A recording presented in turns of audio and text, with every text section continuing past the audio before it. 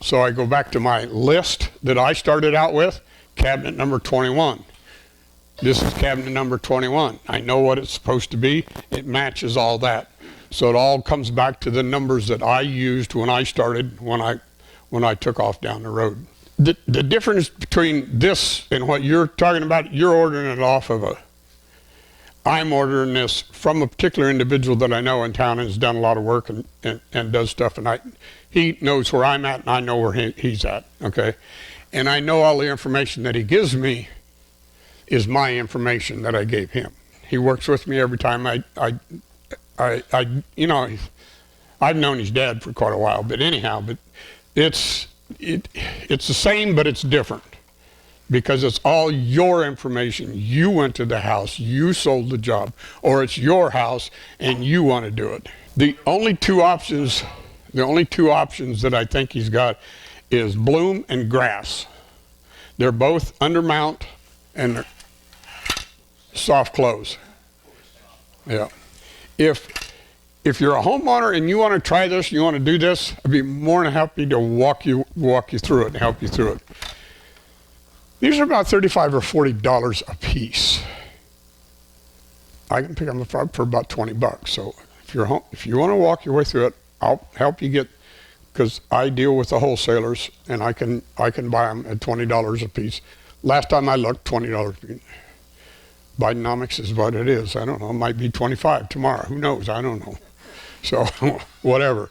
But yeah, but on the open market, Lowe's or Rockler or whatever, these are 35, maybe even more. I'm not real sure. I haven't priced them. Pair, right? Huh? That's a pair.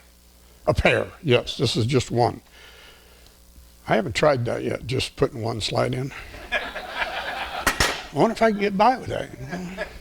When this comes to you, this is just one cabinet. Now, if you ordered 20 or 30 cabinets, you got a pallet of wood about like this. Okay? That's how we get them on the job. Yeah. So he'll put it in the back of your truck, and if you got a spot in your garage, and you put them together. This guy has a CNC, and his job is to cut cabinets for you. That's his only job. If you want the feet, there's this guy up here that's what's the name of this place up here? But anyhow, it's a cabinet company. It sells the feet. It sells all the different stuff that go along with it. Those plastic things that I hate, yes. Larry likes them. I don't like them. Larry likes them. I don't like them. And the other guy likes them. But I guess I don't want to say I don't like them. I've never really used them. I've always used, I always take the extra plywood that I have and cut my toe kick out of that. So I don't use those plastic ones. All right, this is a slide. The hinges, and this is a base cabinet. Now this is a hinge. Okay? And don't buy anything but soft close. Don't buy anything but soft close. And they sell so much of this that the others might be more expensive than these, as far as that's concerned. Now, if this was an upper cabinet, there would be 2 holes here and 2 holes up here. And all you have to do is take these and screw them on. These and screw them on. Then you put the hole in the door, according to the measurement for this, put this on the door, bring it over and clip it on. And it really becomes that simple unless you miss the hole, okay? And if you miss the hole, you get one of them clipped in. You take a little 3/16 spacer, you put it here, and you put it flush down to the bottom, and you screw the 2 plates in.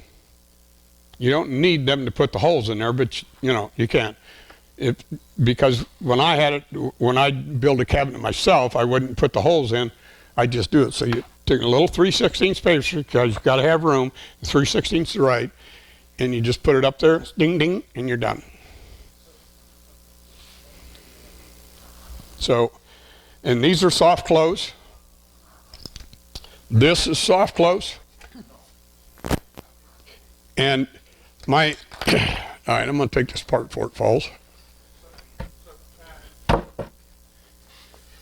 That's edge banding that's put on there. Just pass it around. He's glued it on. So the only thing, if if you're going to match that, you are correct. You don't have to paint any of it.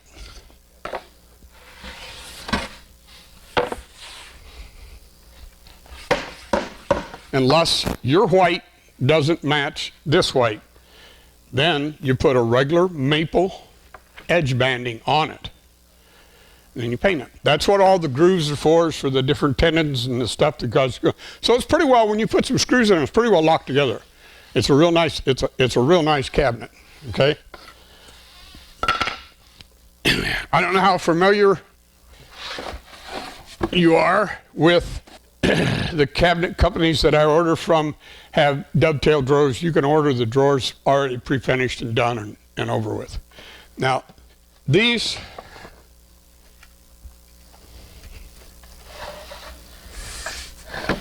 see how they got that little slot in there? That's for this to slide. See how it's got this little hole in there? That's for this little thing to slide right in there to keep the thing from coming up. So it can't come out. It can't go this way, can't go that way, can't go anywhere. It's set. Now, that goes in there like that. This little booger is the lock for the front of it. Okay? And there's a little, this is a little lever to release and unrelease it. So you take that, put it in there like that. Now, if you screw it in there, this is a Phillips drive. And I've got two of these. I got Phillips, and then I've got square. I prefer the square. If you're, this has got a 1/4 inch back in it. This has got screw holes right there. You see that? Yep. And right there. So if you got a 1/2 inch piece of plywood here, you can screw straight down. But if you don't,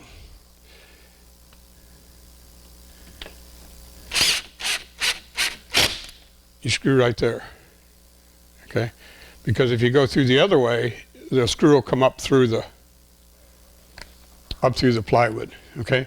So this takes this. Now that's locked in there, so it can't come off. So you can pull it out, and it won't come off.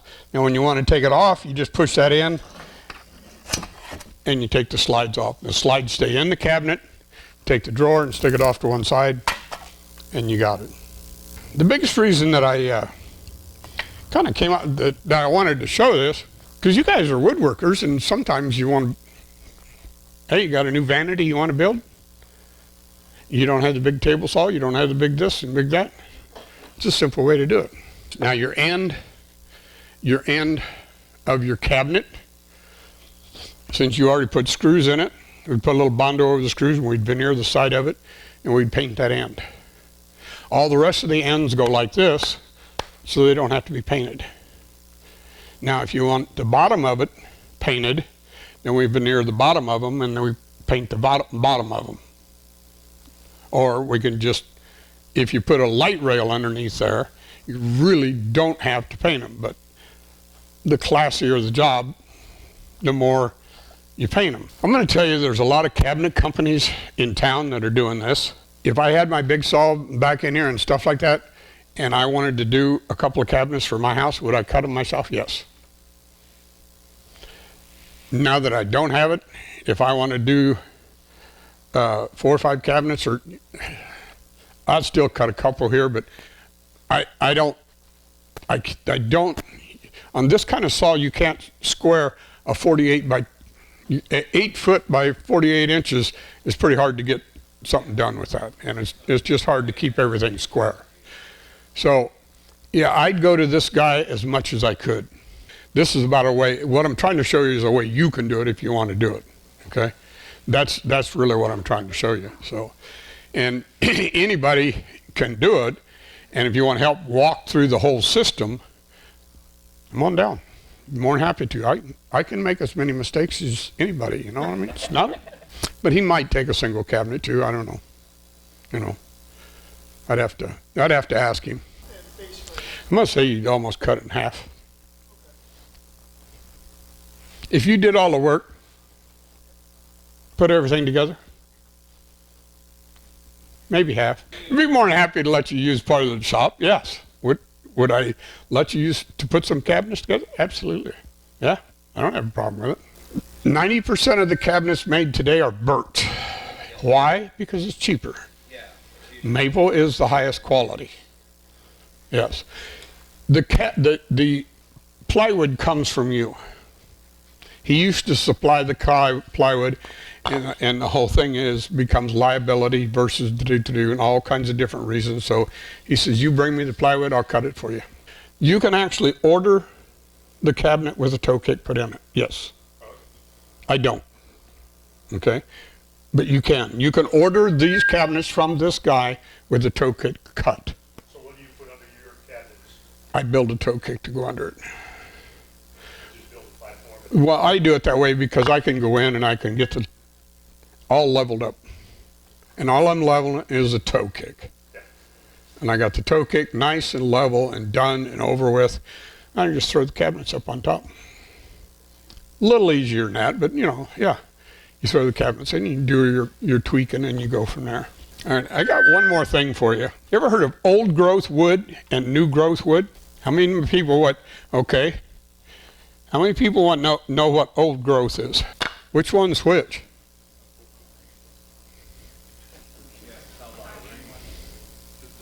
Okay, for those of you who don't know, and I heard the comment old growth and new growth and stuff before, but look at that. Just pass these around. And look at that. This is today's wood. That's 50 years ago wood. So Jack Be Nimble over here comes in. He brings all this old growth cypress and stuff in here. And it's the first time I'd been introduced to it. And I cut a piece over here. And the sawdust that came off of it was unbelievable. Just totally unbelievable. And several years ago, I built one of these things that go over top of a barbecue outside trellis, or what do you call them? We made it out of cypress. And we treated the cypress. We did all kinds of things to the cypress.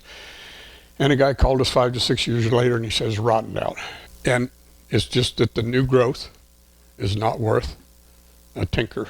But Jack introduced me to that. He introduced me to quite a few things. Any questions? All done? You want to take a break? Let's do it.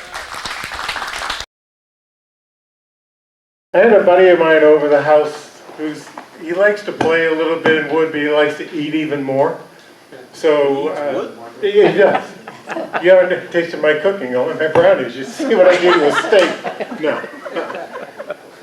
But we made I try to make him a charcuterie board. I love doing that. I just think it looks great, and it's all about eating with your eyes first.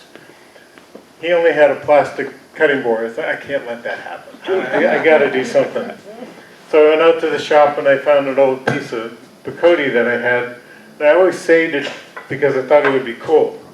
Finally, I made just a nice piece, just like the color, and I had a 3-inch Forstner bit from an estate sale, basically. You don't have 3-inch Forstner bit, which just happened to fit perfectly with the little ramekin. So I made it so you can have little pickles or mustard or whatever in it. The most challenging thing is Bacote, as you probably know, is an oily as hell wood. Even though this wood is 20 years old, I put the finish on it and it would never dry. I had to sand it all off and then acetone the heck out of it to get all the oils before I could quickly put down a coat and get it out in the sun to get it dry before the oil came back out from the inside. So it was really a pain in the neck doing that, but I think it looks good. I like the color of the wood and I like the grain of the wood. So then that's what you do with a piece of twisted old wood. You make it short, you make it not too wide, and call it a charcuterie. Okay, and with that, we're done with the show and tell. Thanks, everybody. What did you use for the coat? I just used I used a poly, wipe-on poly. Minwax just did it really fast. But like I said, I put it in the sunlight, and I don't care if it got yellow because the wood's yellow anyway, but I wanted it to harden as fast as possible with as much air movement. What is it? Bacote. Did you try lacquer? No, I never. Lacquer. Lacquer would work really well, but I've never done lacquer. Bill Clark. And he gave us a bowel, B-O-W-E-L. That's what it says. Oh, boy. Spell checkers. I didn't do good in English. Rosewood bowl, kind of plain, I wanted something a little different, so I put a copper, or I think it's copper, maybe it's brass wire around. Is that woven in? Yes. I had to end up buying a drill wizard that goes on your lathe. So the holes go in this way on that rim. And then you weave the wire back and forth. Hardest part was trying to figure out how much wire so you don't short. Trying to get all the angles going back and forth. But that's what it turned out to look like, just different. And then I made a couple little boxes. It's just simple turning except for the top. That's what they call offset turning, where the knobs is offset. And I take a large chuck,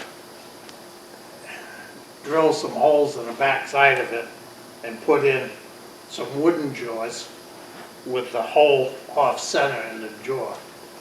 And then it was able to clamp that. So actually the center is right here on this knob when it's turned. What kind of wood is that? Right. I think it's eucalyptus. This one is the same scenario as that one, except I did this in 2 axes. I did the offset for the knob, but then I also turned it this way so that it's thick on one side and it's thin on the other. Then I just cut the top on there. That's it.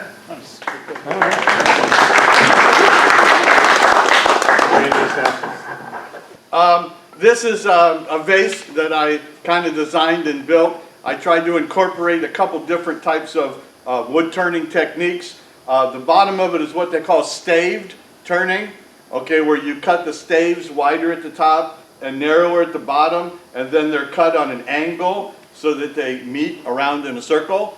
And then the red is Paduke, which are spacers in between.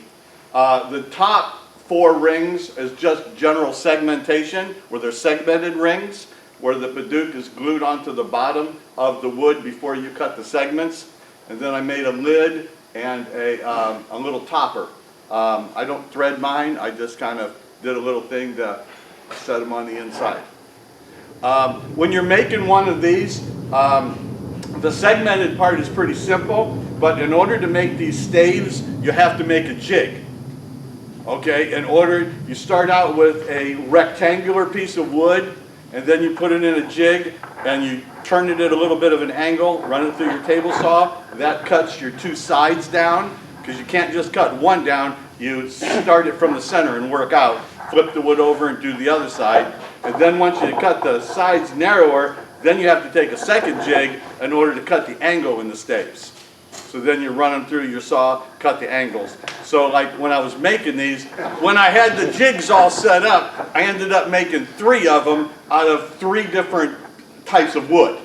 Okay, so like I made one set of these out of cherry, I made another set out of mahogany or maple, and another set out of walnut.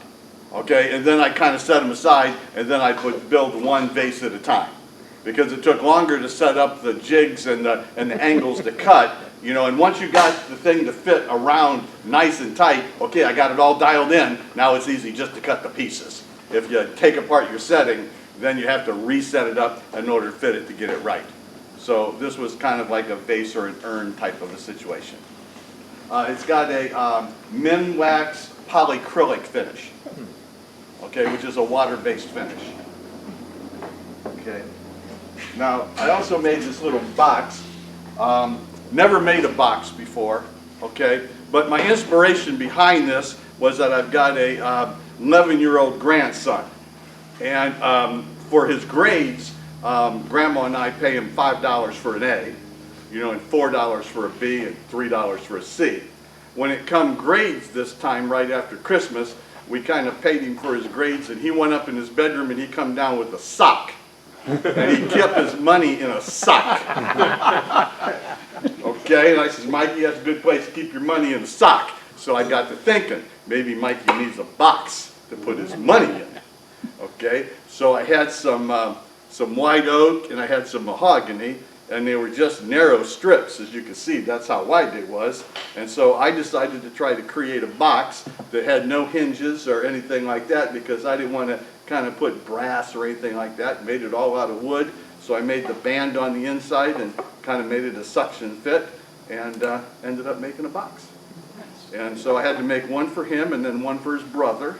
Okay? And so then I made one for myself. So I ended up making 3 boxes at the same time.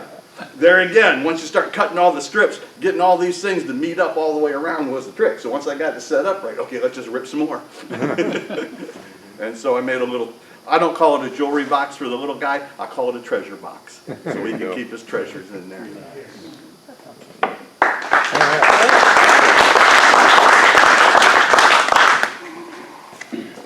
Yeah, please use the mic, because on a video, you can't hear it without a mic. So, when I first got interested in woodworking, it was like 30 some odd years ago. 30? Yeah, like 30 years ago. And, You're not that old. What? I'm 57, Pat. In my mid-20s when I started thinking about woodworking. The first tool I ever owned was a lathe, surprisingly, since you've never seen me bring in anything turned, and I've said some things about turners that are not generally well accepted. But I made things on a lathe 30 years ago, and I was moving my mom out of her condo recently, and saw this sitting on the shelf, and this is something I made for her about 30 years ago, and I grabbed it up so she wouldn't leave it there or throw it away. It's just a little lighthouse that I made out of a maple sapling that was growing wild on the side of my house that I had to cut down anyway. And I'm just, yeah, I used to be a woodturner. That's how it is.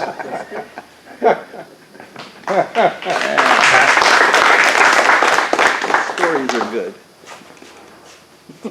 Okay, last Monday, or no, it was a month ago, we had a turning class, and we turned a little bowl.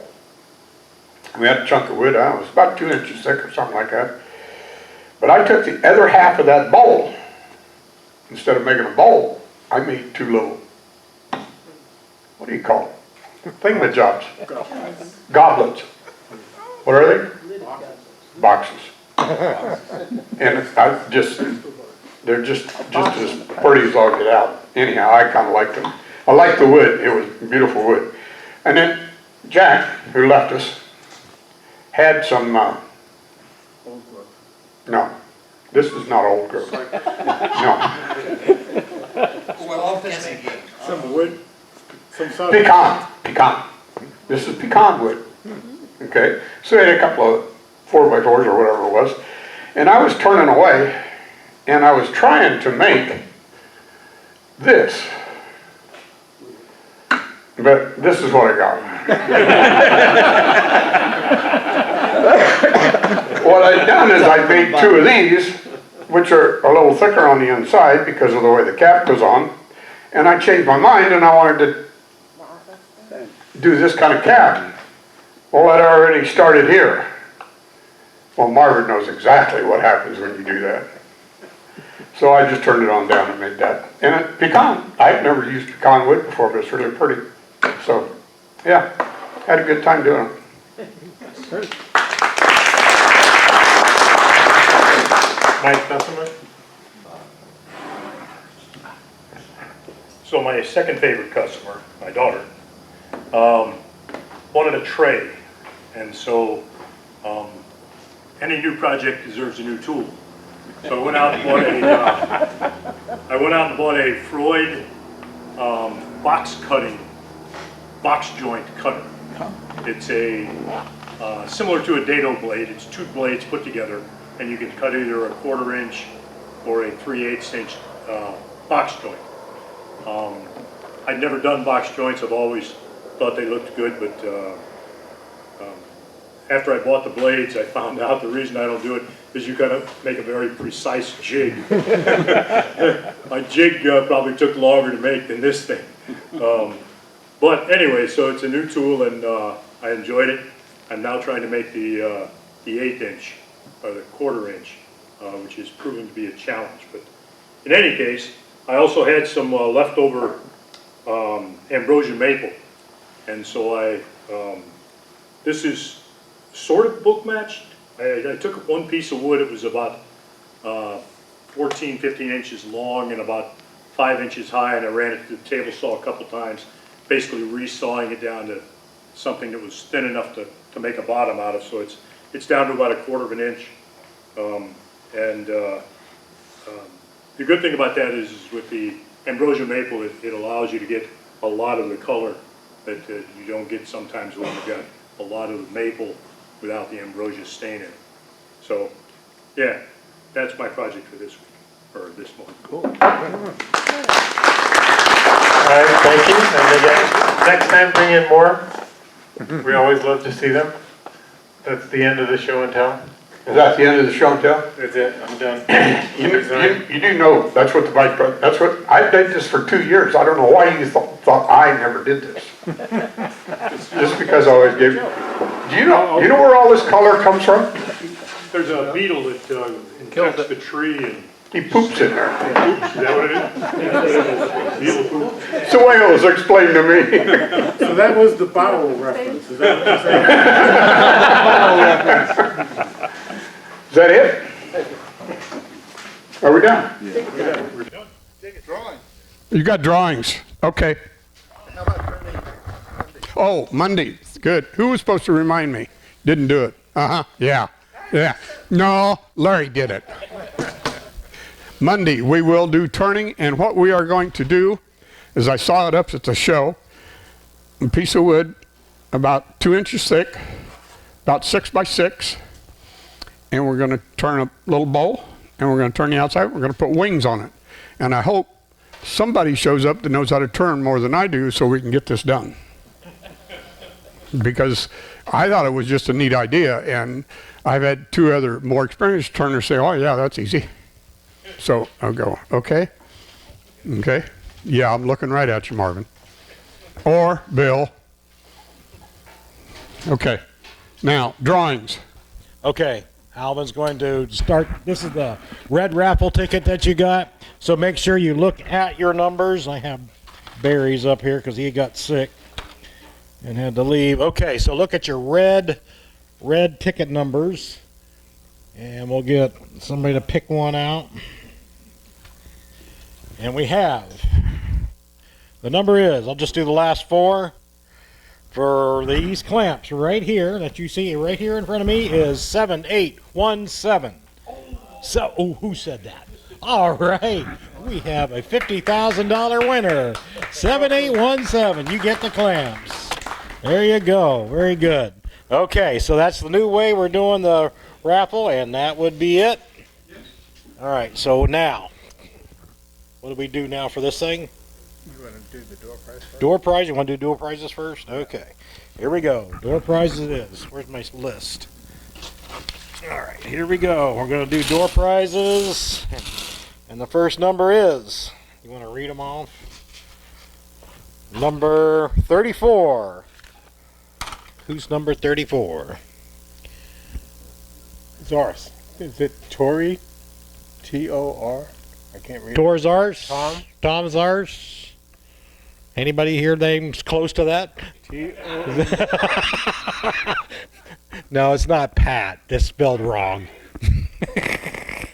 Z-A-R-S-E is what it is. Z-A-R-S-E is the last name. Must be somebody that I'm not sure of, so. Nobody here? Okay, here we go. Let's go another one. Here we go. Next number is 25. 25, Stan. Stan. Husky. Come on down, Stan. Pick, there's 4, so. Oh yeah, be sure you pick them out, which is the right one. Oh, you're kidding. Well, I'll have to get a wheel there.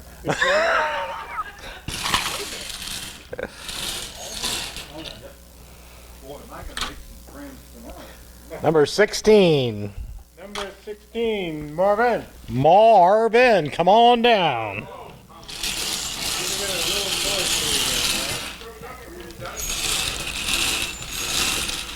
This is magnetic level. Don't get it close to your head, Marvin. All right, very good. And we got one more? 2. 2 more. Here we go. Number 35. Steve. S-U-S-N-K-O. Steve, come on down. Very good. One more.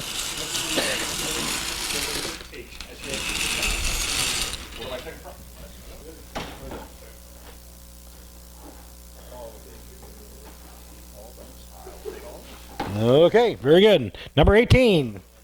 Number 18, Randy Sappho. Randy, come on down. And that will, let's see, what we got left? Not made for your lathe, I just want you to know. Might keep your legs straight, though. All right, now you want to do the other one? Yes, and now we'll do this. Okay. So put these tickets in this one. So we're pulling one ticket, right? Pulling one.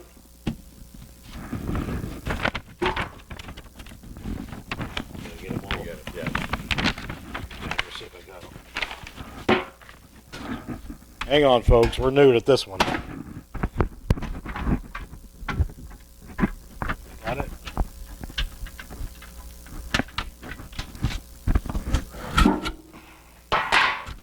There you go. Okay, he's coming around. This is for the blue ticket 50/50. Okay.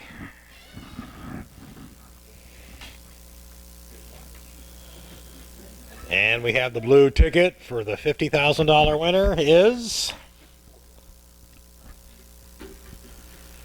Terry Howard. Ho ho ho. So what's he do now? So now, since the cards are at home, I just had to write them on this. I'll get the card next. Okay. So you just pick one of those. Okay. Raise the clubs, you win the prize. The 2 you win, good luck. Okay. Okay. So now this money rolls over to next month. So everyone that buys a ticket has this $45 plus whatever is bought next month. And there's only 9 winning cards next time. So we take out the one that was picked this time. So now your chances are 1 in 9 of winning the big prize. There's still 2 others. So your chances are 1 in 3 of getting something the next time. And all the tickets go in the trash. No. No. Just your ticket. Just the one that was drawn tonight. Everyone else rolls All again. the tickets stay in the drawing? All the tickets stay in the drawing. Oh, right next door, huh? Okay, that's it, Pat. Thanks for coming. It was awesome. You're always a great bunch. Thank you, thank you, thank you.